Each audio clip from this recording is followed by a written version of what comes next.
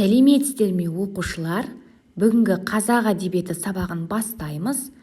Кітаптарыңыз бен дәптерлеріңізді ашып, күннің жады мен тақырыпты жазыңыздар. Бүгінгі сабақтың оқу мақсаты кейіпкерлерді шынайы өмірмен салыстырып бағалау. Балалар, Асан Қайғының жерге айтқан сыны аңызын біз өткен сабақтарда бастаған болатынбыз. Бұл тақырыпқа қатысты білу, түсіну, талдау, жинақтау тапсырмаларын орындадық.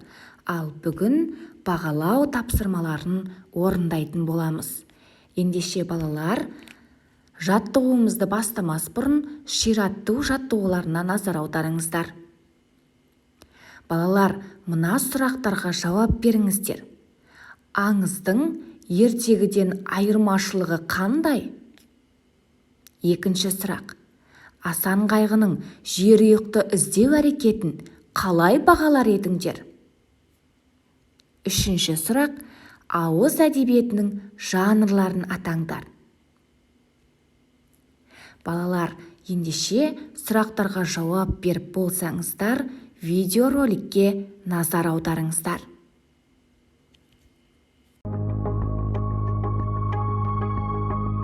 Маңғыстау облысы Маңғыстау ауданы Шетпе ауылына бара қалсаңыз, Шерғала тауына кезігесіз. Осы өңірдің перзенті жазушы Әбіш Кекілбаев Маңғыстау аспан астындағы мұражай деп бағалаған. Табиғат шебер қиыстырған сол мұражайдың ең көрнекті экспонаты осы шежірелі Шерғала.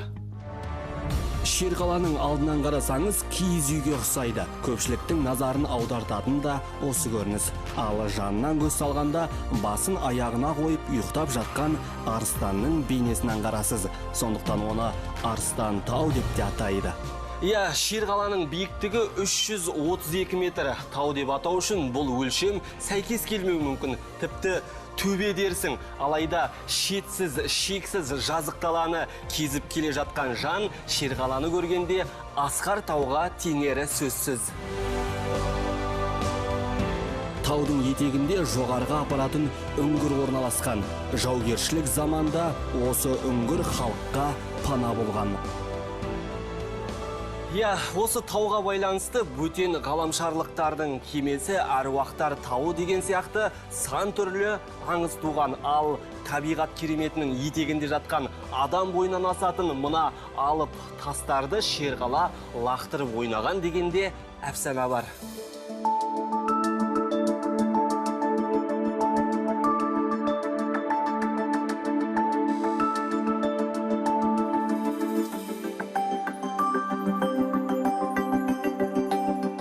Шерғала таудың бөркеді, айрақты таудың көркеді деп шайырлар жырға қосқан. Тауға әйгілі суретші Тарас Шевченко мен поляк суретшісі Залеский да келіп, пленер жасап, осы жердің пейзажын ақ қағазға түсірген екен.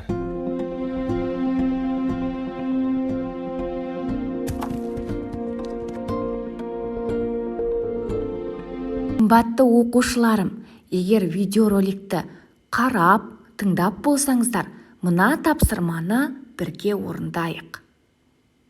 Тапсырма видеороликте айтылған шынайы өмірдегі осы ақпаратқа Асан Қайғы қандай пікір айтады деп ойлайсыз? Өз сөзіңізбен болжап, салыстыра бағалаңыз. Яғни сіздерге жаңа видеороликте көрсетілген жер, оның ерекшеліктеріне Асан Қайғы қандай пікір айтады деп ойлайсыздар?